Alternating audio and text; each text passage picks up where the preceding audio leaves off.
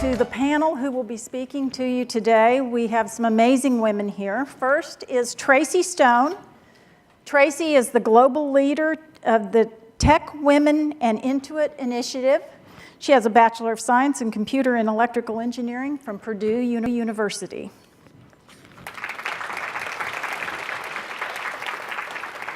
Next is Neeru Khosla, founder and executive director of the CK-12 Foundation, a nonprofit organization which aims to provide K-12 learning materials. She has a Bachelor of Arts from Delhi University, San Jose State, Master of Science in Molecular Biology from San Jose State, and a Master's of Education from Stanford. Welcome, Neeru. And our third panelist is Rhonda Childress, Vice President of Data Security and Privacy, IBM Fellow, and Master Inventor with over 130 granted patents. These are not all of her talents. She also has made a handmade quilts that was auctioned for $1,400, something. $1,400. She's a Master Chili Cook-Off awardee. And she's a creator of clothing that reacts to tweets. She also hacks into robots. Just a couple of her other activities. Somebody has to do it. And above all, she is a WITI 2018 Hall of Fame inductee. Thank you. Welcome, panel. Ms. Rando? Okay, we're going to start with each of these ladies telling you a little bit about their journey to get here. And then after that, they will take questions and answers from the audience. So start thinking of all the hard questions to ask them. Rhonda, would you please start? I started about 7 or 8 years ago. I was approached to take over one of the initiatives that IBM has by the Academy of Technology, the STEM initiative. And they approached me and said, we're looking for somebody to do something different, something unique, something that's never been done before. And I said, okay, what do you want me to do? And they approached me and said, well, we have this annual event, a STEM event. And I'm thinking, okay, this is good. I'll be in on this one. And they said, normally what we do is a 2.5-hour panel discussion. And I was like, I'm not in on that one. And what's your audience? And 9th and 10th graders. I'm thinking, oh my God, 9th and 10th graders had to have changed dramatically since my children were in school, because there's no way a 9th and 10th grader are going to sit there for 2.5 hours on a panel discussion of IBM executives. And I'm thinking, were we giving them, those caffeinated drinks, Red Bull or something during the whole thing process? Because I was just, oh my God. And I said, can't we do something different and change it to TED-type talks? And they were like, yes, that's exactly what we want to do. So what we did is we started with, like Renee was talking about, outcome-based, and I'm a very big outcome-based. So I get a lot of phone calls from my colleagues going, I'm trying to teach my daughter, son, whatever, to code, but they won't learn it. Well, how are you doing it? Well, I've given them the programming books, and we're going through the for loops, and we're learning to do this, and we're learning to do that. And I go, that's like 1970s. You need to teach them what they can do with the technology. How can they make a difference with these technologies? And that's really what we try to do now. So we put together STEM programs. They're 15-minute TED-type talks, 2.5 hours worth of these talks. We do things like Hungry Hippos, where our SOC analysts were actually given alpha brain wave readers, and we built actuators that worked with the hippos, and whoever was the calmest of the SOC analysts, their hippos ate the marbles. And the kids loved it. How to hack a robot. How to hack your house. We took a 10-year-old and a 12-year-old with their parents' permission. Just so we're clear, parents' permission. And we turned them loose and said, what we want you to do is figure out how to hack into your parents' webcams in the house, especially those on those TV sets that everybody has now, right? It took them 15 minutes. No programming skills or anything like that. So what we're trying to do is show these kids these outcome-based things, but also try to sort of work in a little lesson where we can, and teach them how to do these various and sundry things so that they'll want to learn that technology and they'll want to understand the math and the science and the coding and all these various things behind it. And get them engaged with that, because once they get engaged in what they can do, their mind starts racing off, and now they're like, okay, Rhonda, where do I get this Arduino book? How do I program a Raspberry Pi? You know, I'm trying to make this Apple program work on my phone, and I can't. Who can help me? And once we've got them to that point, I know we've got them to where they want to really engage in these STEM type of activities and learn the algorithms. Wow. Amazing. You're next. Are you sure I have to follow her? I'm sorry. You're amazing. Well, I probably don't have such an amazing background. I came to this country in 1980. I learned to read English by reading comics, Archie comics. You know, whatever I got, I learned from that. So when I came here, I went to the local library. We were not, able to afford college at that point, and I didn't know where I belonged in this society. So I went to the library, and I walk in, and the librarian says, well, go pick out whatever you want. And I looked at her, and I said, anything I want? She said, yeah. So I walk in, and first thing I beeline for is the Scientific American. And I asked her, can I take more than one? She says, take as many as you want. As many as I want? I walked out of that library with a stack full of Scientific Americans. And to date, I'm always collecting information because now I know it's available, and I make the most of it. My journey then is, doing a molecular biology degree and then having kids and giving that up.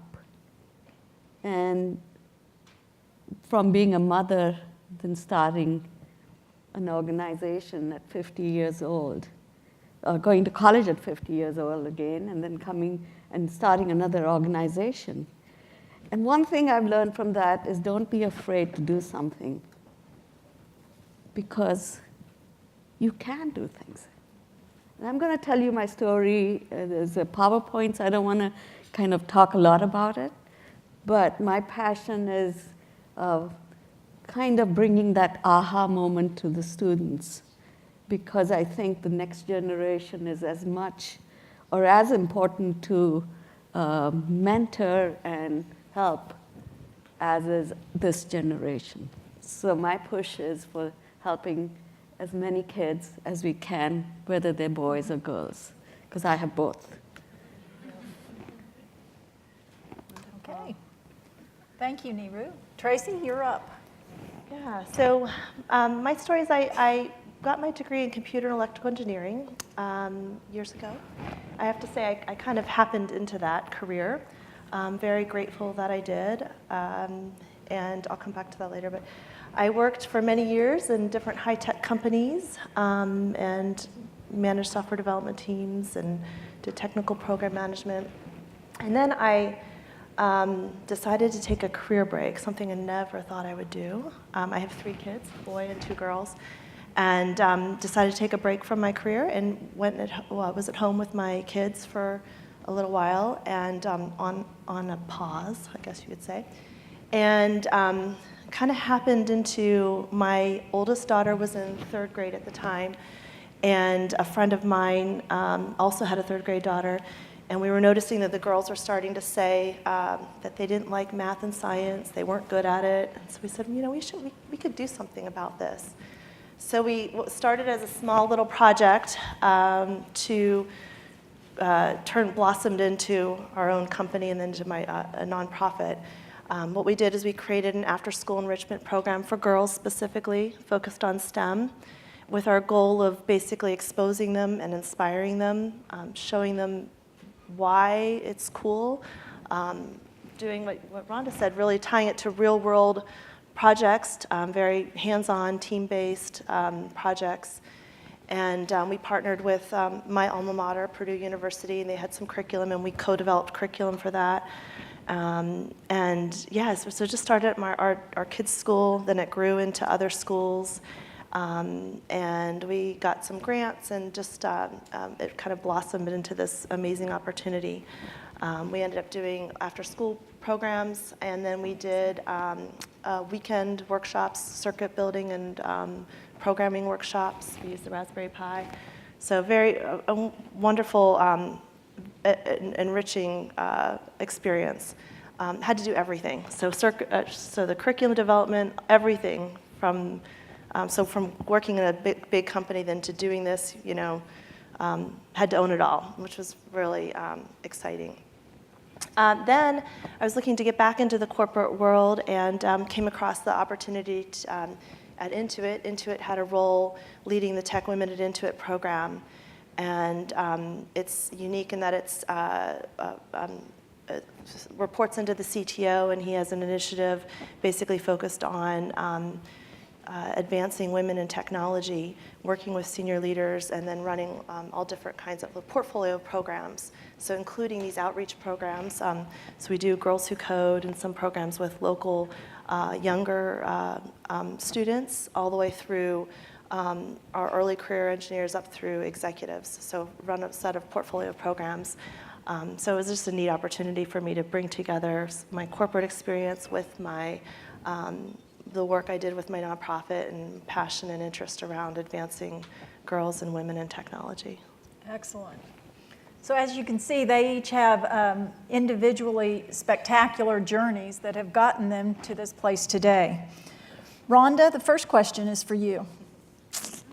What was your inspiration for all of the STEM work you do? I think it was instilled in me at a young age. We were poor, and I mean poor, like the road we lived on was Sheep Pen Road poor. That should be an indication. So we lived out in the country, and my mom and dad were very clear that if I was going to go to university, I had to earn a scholarship.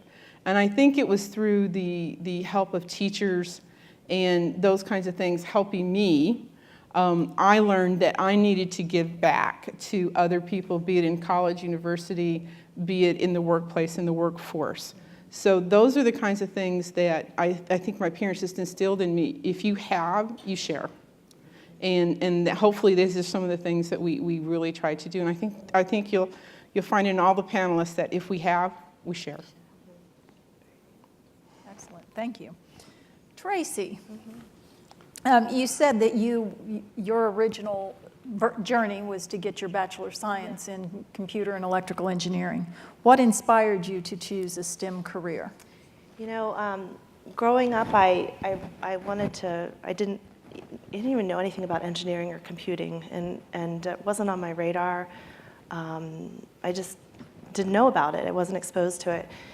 And I wanted to be a doctor. I thought that was just around helping people, and I just liked that. That spoke to me. And it was my high school physics teacher who asked me if I would consider engineering. And I said, no. I actually thought it sounded like, a bunch of old men. There was just nothing that really grabbed me about that. I didn't understand it.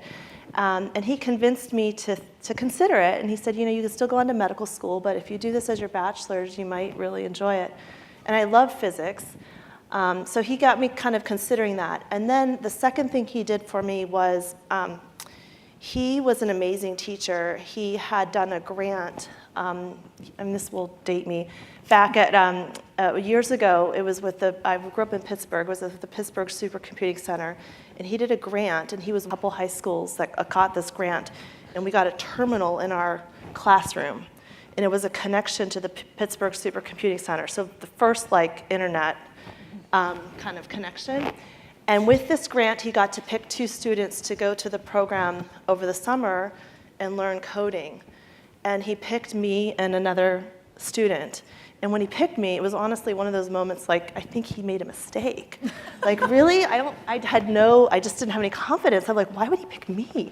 And I thought the other boy that he selected, I was like, of course he could do it. What about? But anyway, he believed in me. And that exposed me, and I did some Fortran programming that summer, learned it. I thought it was just really cool. I love the problem-solving aspect of it. So just that believing in me and exposing me to that was just life-changing. So. Excellent. Neeru, what is one thing you would like to do to encourage more younger women and younger men to join STEM fields? You know, that's a huge issue in today's youth. I mean, when you think about, you know, there's Justin Bieber and there's, you know, games going on, you know, even the most passionate science and math people are creating, you know, games that never end. You know, so young kids you can spend your whole life just freaking playing a game, right? So to me, it's just such a waste of, you know, minds that we need to do something. I don't know if we managed to put up the video, because I think what we need to do is to entice kids from very young age to start getting passionate about math and science, and really realizing today what we do in math and science is teach really abstract notions to very young kids so early on that they don't know what it means. They can't transfer that abstract notion to real world.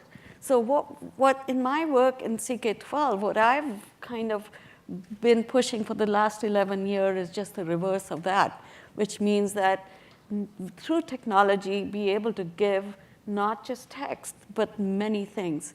So by doing that, you know, we can actually help them to really relate from everyday things to convert them into the abstract. So if we can actually engage them from very young moments, yes, we do. There are lots of schools that do project-based learning where they grow a duck egg, and you know they'll put up the same conditions that need to have a duckling come out of that egg, and then you nurture them and raise them. Those are great, but there's got to be real thirst for what is it that our world is made out of. That's the only way we can actually move forward in our quest for STEM. I agree. We'll see if we can get that video up. Yeah. Are there any questions from the audience? Do you have? Please stand and. Hi, my name is Maggie. I'd like to ask the three ladies on the panel, what advice would you give for companies that really want to invest in community give back, but there's pushback from employees to volunteer to give back to the community? I think that's an important aspect that companies are trying to envision, but to get employees to really take that notion and really want to give back and be part of STEM programs for our children. Good advice. Yeah. Could you all hear the question? Okay, she's going to give you a microphone, and we're going to make you restate your question. As we try to figure an answer. Yeah, while they're Buy us thinking. some time. I don't mind. So we actually have. Good morning, everyone. Whoops.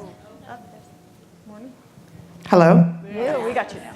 Good morning, everyone. My name is Maggie. I work for a company that likes to give back to communities.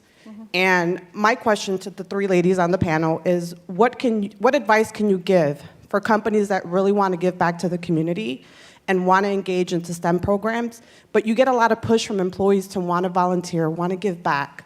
I think that's such an important aspect that companies are trying to engage, but employees are not they're not giving. So what advice or what ideas can you give for companies that are trying to? Want to go first? Yeah, you okay. I think what I found is a couple things. One, you need to have different programs for different aptitudes. So some of them have to be point in time, once and done. And there's going to be just a certain population that's going to want to do the once and done. It's just the way they're geared. We might as well get used to it, a kind of thing. Millennials want it done now.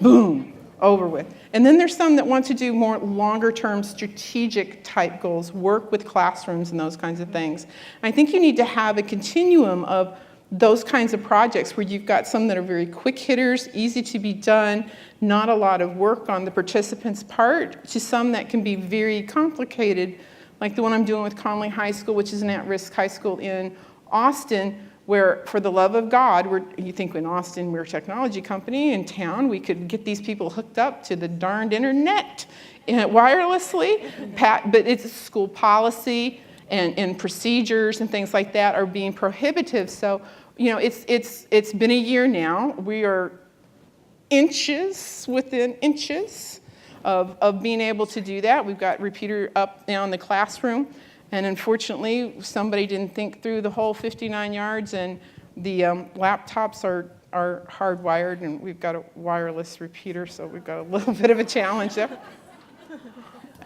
Challenge, but detail, right? So but if you've got something that's short-term, quick, and can be done, you can get a lot of people to participate, and some people want to participate in the longer one, but you have to have that continuum of things for people to do, because if somebody doesn't want to do something long-term, getting them to participate in something that takes a lot of time and effort, you're just not going to get them to do that. So we try to do some continuum. Here's some short-term, long-term, medium-term type situations. So I'm presuming you're talking about giving time to community, right? So Giving time, mentoring. yes. Part of the problem, I think, is that, it's extra time. More than, you're working. So people have a lot of commitment outside just their work. And so that means that either they have to take time from those commitments and offer these, or the company itself has to say, we are going to put aside certain number of hours that we encourage you to do some sort of service learning or service volunteering or whatever, mentoring or something like that. And that, is something that's so important. That's one way to encourage.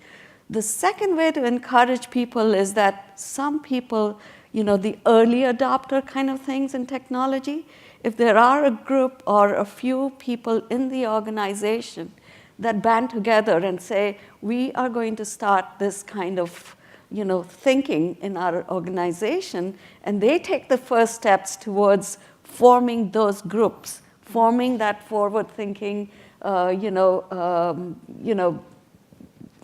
group of people that are going to say, like Rhonda says, start putting together programs that might others volunteer. Now, it's like technology adoption. This is going to be a slow adoption. It's a mindset-changing thing, and changing mindsets is so hard.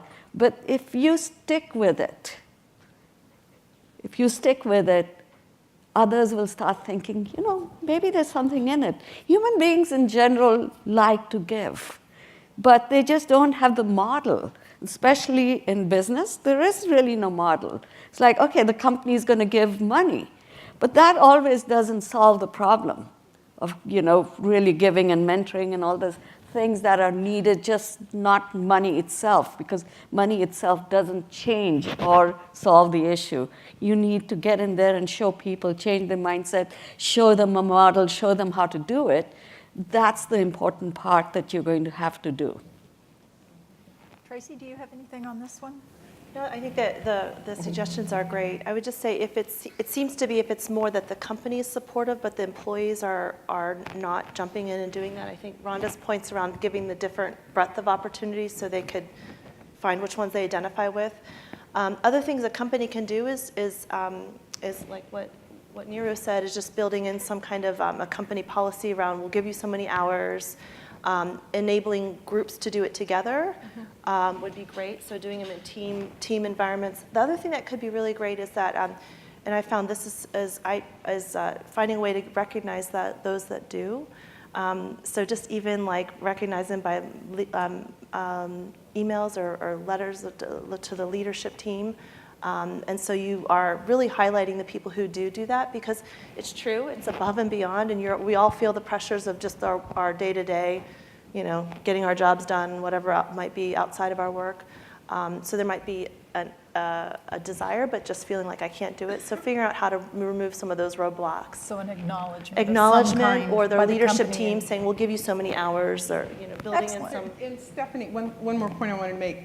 In the company I work for, if you volunteer so many hours, you can actually give a grant to somebody, $1,000, $2,000 kind of situation. So you will be surprised at the number of people who maybe, your kids go to school and they need something. You can band some people together to do these volunteer hours to get the money to help that school get what they need. And that's a powerful motivator for people. If there's something like that, there's some kind of reward, reward at the end of the whole thing. And some of the promotions and things that we look at, we also look at what your give back is. Give back is always a big category in reaching the upper echelons. Yes, it is. Okay, I think we have another question back here. Hi, my name is Corinne, and I've been in technology for about 12 years. I was one of 4 women that was nominated to come represent our team. You all talk a lot about work-life balance, and as a new mom myself, I want to kind of hear recommendations from you, how you manage work-life balance and how you continue to be successful in technology. It's something that's really near and dear to my heart, and I'm sure a lot of the women out here. So kind of hearing your feedback of what's continued to make you successful at home and at work. Oh gosh. Yeah. So I have 3 kids myself. I have a high schooler, middle schooler, and an elementary school kid right now. So work-life balance. Let's see. So I've been in this game of being a working mom for many years now. And I'll tell you, as a new mom, I think I approached it as an engineering problem, like I'm going to figure out this formula and I'm going to solve it and I'm going to do it. Not even realizing that there'd been many women before me who also struggled with this. But I've come to realize there is no formula. And it's just something I think the only thing is that getting comfortable with that it's something you always have to be striving toward, and I'll tell you, some days and weeks I feel are better than others, and so, but yeah, I also think that so just being comfortable with that, I think I've learned a lot over the years that that's really important, and there'll be curveballs along the way, emergencies that big things happen at work or something with the kids are sick, something happens along the way. You can't predict that, and just being comfortable with how you are going to you'll respond to that. The other thing is just asking for help. I think that as women, we tend to feel like we have to do it all. You can't. So just being comfortable asking for help, and whether that's at home or at work. I think over the years I've learned to be more comfortable at work, being vulnerable and saying, I'm struggling with this with my kids right now, I need a little bit more grace. And I think then you establish yourself and it's accepted. But I think when I was younger, I think I was afraid to say that, especially using as a parenthood as a reason. Let's see. I think so. Yeah. I think it's pay somebody to do it. That's right. Pay somebody. Exactly. There's the whole outsourcing component of it. So yeah, being comfortable with that. So yeah, I hope that helps. Another major thing is that I also be comfortable with adjusting your career. Like I didn't expect that I would ever take a break from the corporate world, and in fact, when I did that, I thought it was so hard. And so being comfortable with that, and oh my goodness, it led to all these other opportunities for me since then. At the time, I wouldn't have been able to predict that, but it was the right thing to do for my family. So being comfortable that there's no one career path. So as you kind of continue on in your career, being comfortable with that, and you never know what other opportunity might be behind that. Excellent. Okay, there's another question. Yes, just a second. Neeru would like to add something. I'm sorry. I think That's okay. I do want to add one story to that. I think, life-work balance is something that not only women struggle with, but it's also men. They also have, at least, the men that do care about their families, with my So my husband, when I was having the kids, instructed his assistant that he could only be out for dinner, 2 or 3 times a month, period. So he was home for dinner every day. He had a calendar, and he would, she would mark on them. Later, when the kids came, she put a glass jar, and in that put for every week that my first child had left at home before she went away to college, she put a bead in there. And every Monday morning, she would take out that bead and said, "Did you use this week well?" And just such, kind of things that you can actually make like a long-term versus short-term life-work balance are great, things to think about. So it's not just short-term. You're thinking, I got to go for this today, so should I go, should I not go? But think about it like a long-term, commitment, like a marathon, and not just a quick, sprint. So think about what that means today. If I went out, what that meant, how many times have I gone out for work? How much is it worth? So those are the kinds of things that you should consciously be thinking about. And I'm not good at that, by the way. I hear you all talking about making strategic moves to make things work. Okay, next question. We have time for this one last quick question. My name is Faye Sahai. I'm head up AIG's Global Innovation and Technology, and I'm just taking a pause to take care of my parents. So I so appreciated your comments there, because I'm nervous. That's my first time kind of taking a pause, except for maternity leave 20 years ago. So my question is, you're doing amazing things, inspiring the future generations. What are you excited about, and what things can you share for us that we can share with our companies and families? We all look at Rhonda. I think some of the newer technologies that are coming along are what really excites me. Internet of Things, sensors, and those kinds of things. Just think as we old and get older. So you're taking a pause to take care of your parents, but what if your parents were not close enough that you could do that? But what if you could enable, with passive sensors, their house, so it's not intrusive to them, but you know that they're eating, they're doing dishes, they're taking care of themselves. And you don't have to be there to do that. And I'm not talking spying on your parents. My mother swears I'm spying on her, and I'm not. But it's just, I want to hear that the refrigerator door opens with regularity. I want to hear the toilets flushing. I want to hear your bathing. I just want to hear that you are fine. And I don't want to intrude your privacy, but I want to know that you're okay, because we are living longer. We want to stay in our houses, in our homes.